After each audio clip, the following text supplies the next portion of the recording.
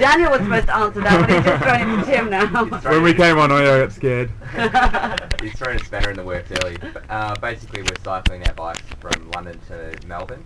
Obviously, Kuala Lumpur's on the way, trying to raise awareness of child trafficking and trying to raise money for World Vision Australia's child rescue. So how many countries have you gone through?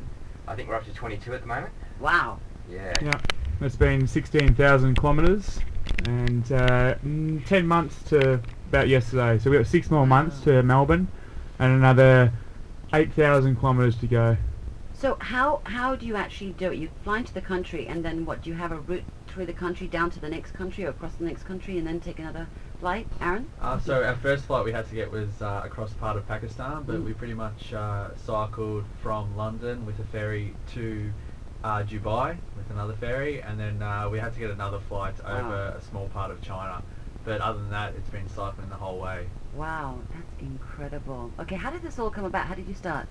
Well, it was when I was living in London. I read all these adventure books about these other explorers and thought I'd like to be one of them. And I was okay at riding a bicycle and I wanted to travel as well and see the world. And I didn't want to go back to Melbourne in a hurry. So I got these guys, Aaron, John and Tim, to come and join me for support and bit of a laugh. And then here we are in Kuala Lumpur after 10 months and we're absolutely having a ball. Wow, how did you get tied up though? Okay, so, you know, it's a big leap jumping from, you know, I want to ride, I want to do this for a cause, I want to waste a whole year of my life doing something meaningful, and then how do you get involved with the World Vision? Well, basically it all happened, Aaron, Daniel and myself, John, we were planning to do the ride, and then we met Tim while he was travelling through Europe, and we'll explain to him our ride and that we'd like to raise money for a charity, seeing as it was quite a big ride and event, and it just happened so that he actually worked for World Vision Australia, so it was just fate as well. And he really sold us on child trafficking. We'd all worked with children in the past, so it was quite a touching issue and a perfect thing to raise funds to help combat. Sounds fabulous. Okay, stay tuned to Capital FM. More from the Ride2Rescue boys and girls. We'll be hearing from them soon. They've just joined in Cambodia. When was it? Last month? Was it a month ago? Yeah, just after New Year's. Just after New Year's. Okay, so stay tuned to Capital FM. We'll have more from them very, very shortly.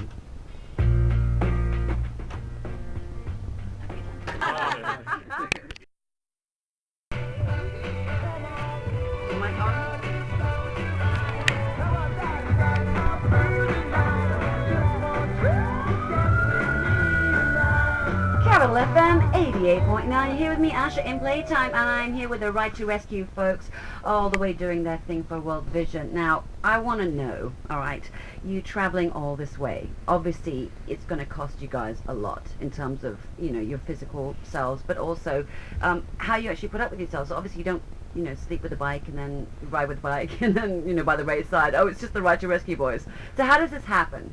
How do you organize something like this? I mean, are you sponsored to do a race like that? Okay. Yeah, so financially, we definitely have a lot of support. Mainly we've got the finances from family and friends back home through small business sponsorship. But recently, Malaysia have been incredibly supportive, really. We've had the Park Royal Hotel in both Penang and Kuala Lumpur, as well as Rotary clubs from both those towns as well, that have helped us out financially and also with accommodation. Do you find riding in each country, the more sort of press you gain and people know about you, that you actually get extra help along the way that comes along for further projects as well? Yeah, definitely. Like coming from the other day when we had a presentation at the Rotary Club at the Park Royal, now we've got the accommodation in Malacca all organised from that because someone was there to give us accommodation, and then Singapore, we've got things planned because of everyone hearing about it, and people are so generous across the world. Fantastic. That's brilliant. Okay, so any countries that had scary experiences that you guys, or funny experiences that you guys? For me personally, I had a crash in Iran where I broke my elbow and my wrist. Oh my god. And dislocated as well, actually. Oh my god. That was pretty scary, I guess. But how did it happen? Was it a vehicle, oncoming vehicle? Did you knock over a bullock? I think Daniel's dad's actually the one to blame for that. He was in front on a motorbike. And I was sort of behind, but in fairness, I was playing with my iPod, changing songs, not watching the road. Right. Going about 50 kilometres an hour down a hill, and then... In my dad's defence, Tim is a very distracted person in life, and he cannot keep his bike straight after all this time. He needs to be back on the training wheels, and he actually made me crash the other day. I crashed into him because he slow down because you can't pedal and drink at the same time. Right. So Drinking. you don't want to ride near him. It's a lesson in awareness to Daniel Hill, though. I know a lot of people actually who can't walk in a straight line. It's just a thing. It's all about balance. So Yeah. maybe that's what it is. Yeah. Don't feel bad. There are others like you. It's great to not have others out there that have the same condition. Yeah, so I had John, you kind of took the skin off your ass on one particular leg. Yeah, this happened in Nepal. My bike shorts at the time were just becoming that little bit too worn and stretched. Okay. And you need them quite well fitting. Right. They basically just rubbed and rubbed over a 150 kilometre day. Ah. And by the time I took them off, I didn't really have skin on my bum anymore. You just had raw patches. Yeah, it was pretty ugly. But God. Aaron's actually got this disinfectant spray that he bought in. Where did you buy that? Romania. That In was Romania? another story, Yeah. actually. Would you trust something like that? Well, it worked, but it But hurt used on so bears. much. Oh my gosh. Okay, and what about you, Aaron? Well, actually, when I had to buy that spray in Romania, John came with me into the chemist, and there were only 2 women there, and I had Right. to explain that I've got this rash from riding, and they're like, show me, and I'm like, I can't take my pants off. And, luckily, there was a woman that walked in who was a doctor, and she organised everything, but it was Right. pretty embarrassing. So you didn't have to drop your pants to show, to prove No, that you she really... tried to get my pants down at one stage, but I just thought, no, I'm not going to show you that. Oh, you're playing hard to get. Very nice. All right, stay tuned. We've got the boys from Ride2Rescue and the girls, of course. We're going to get them to have to say something on air, aren't we? Yes, Yes. definitely. Okay. Going to about them joining the leg in Cambodia. So stay tuned to Capital FM. Women, the new capital.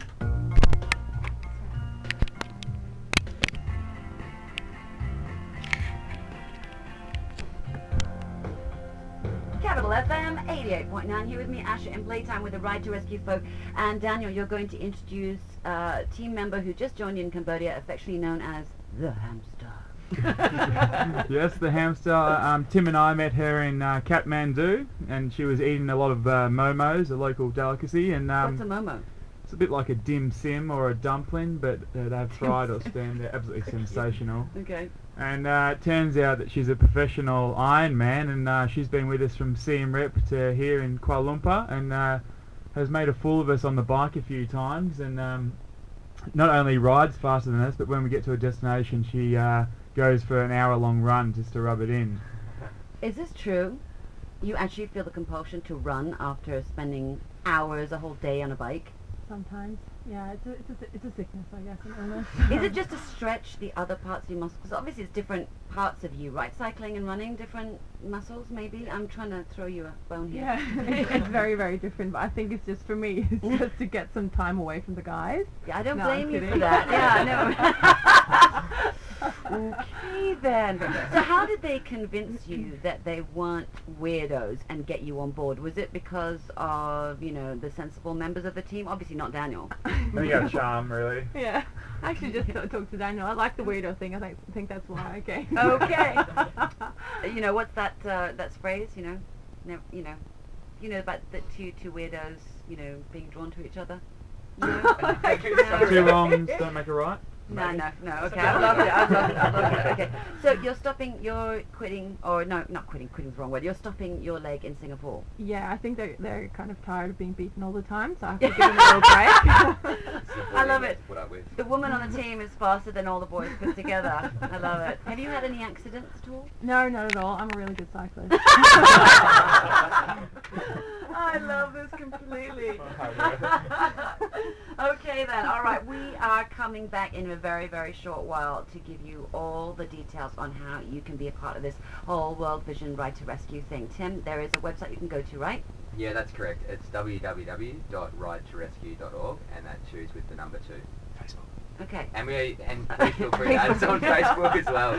Okay. That'd be great. Facebook as well. All right, and we're going to talk about other ways as well that you guys can sponsor, support, put some money down, and with World Vision in general. All right, so stay tuned to Capital FM, Women, the new capital.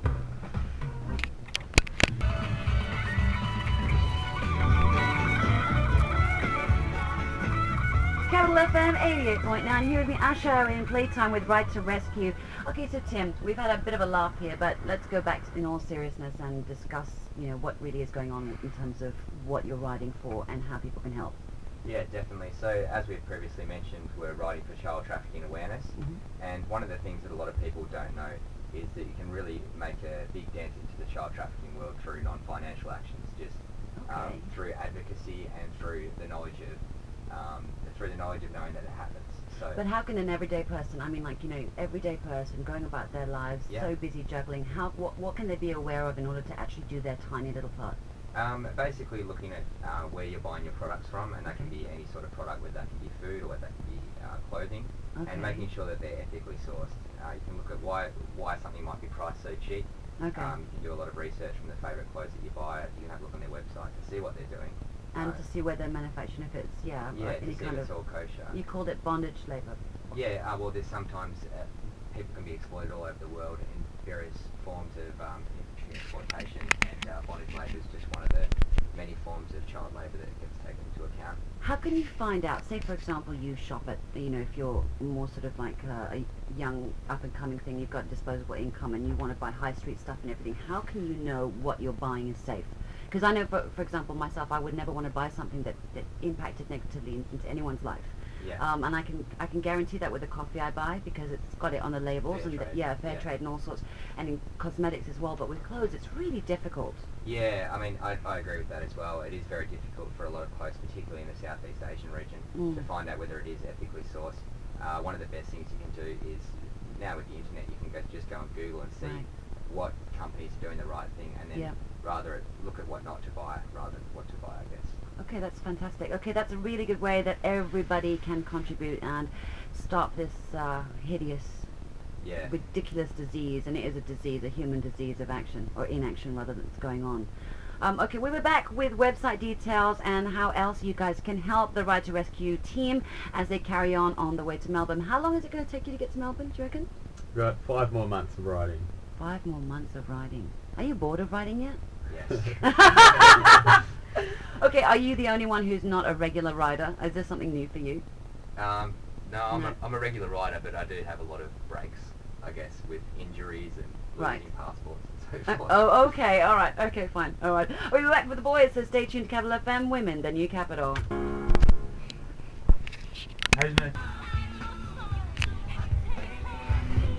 Capital FM 88.9. Here with me, Aisha. We're almost to the end of playtime with the Ride2Rescue folks, the team from Ride2Rescue. Okay, give it to us one more time. How do we get involved? How can we support? How can we sponsor? How can we follow you guys? What's the deal? The best thing you can do is visit our website. So it's Ride2Rescue, Ride2Rescue.org. And of course we've got a Facebook page too, and it's Ride2Rescue. So best thing, just visit our website. There's links to our Facebook page there, and you can follow our reviews that are updated.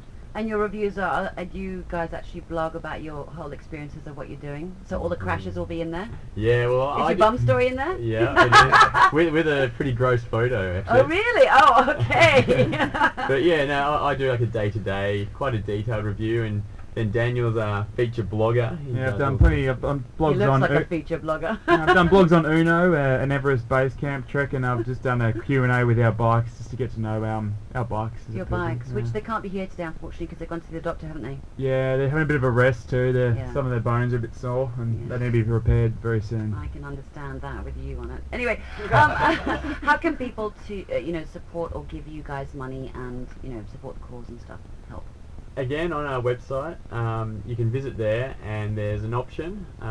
You can either donate to Ride2Rescue. That will help us complete the ride, so perhaps shout us a night of accommodation, or perhaps dinner. Okay, so that's not financial, but that could be feeding you guys, clothing you guys, that sort of thing, housing you guys. Options are all there. Okay. The other option, you can click on World Vision, and you can make a donation to Child Rescue, and those funds are used by World Vision for their anti-child trafficking projects. Perfect. The other option is simply just to go on our website and learn about child trafficking. That's our main goal, is to increase awareness. So if you can go online and do that, that'd be fantastic. Yep, that's a start, everybody. Okay, one last question. How do you carry all your luggage around? Okay, so we've got pretty much 4 bags on the bike. On each bike? Yes. What? And then a backpack. Oh my God. Tiny bags, panniers. When we left London, they were really heavy, and we just virtually throw out anything we don't wear after a week. That's extreme spring cleaning. I've worn it for a week. I'll just get rid of it. Expensive. we actually went through one stage where it was really hot and hilly. We just thought if we went through the first aid kit and if it didn't save our lives, we got rid of it because that was way too heavy. Yeah. But lately with the ladies on board, our bags have been getting heavier. Why is that? What are they buying? Well, Catherine, the other female member of the team, she joined us in Cambodia as well, and she feels it's necessary to go out and buy stilettos and dresses. I hope they were ethically correct. Yeah, hopefully. I'm going to look into that as soon as I get home. No, of course they were. You She's kept the just receipt. joking. They definitely were. She did do research, and I think she's been a bit humble. Oh, that's so funny. So, actually, why are you carrying the stilettos, though? Well, Catherine actually hurt her knee early on, so in an attempt to assist her finish the riding, I've taken the bulk of her luggage. Oh, wait, yeah. So you're And she carrying keeps her adding baggage. to that. Ah, is she? I think you might find her knee might be fine. I saw her in the discotheque last night, bopping along to Party discotheque. How old do I sound? All right, thank you guys so much for being with us. You're leaving tomorrow. Where are you going next? Singapore. We'll be there on the 14th of February. We'll be there for Valentine's Day. Okay, so everyone, you get free kisses from the hairy boys. Well, they're not all hairy, actually. Kind of. Pretty Then- lonely yeah. on a bike. It's pretty. Learn to love your bike.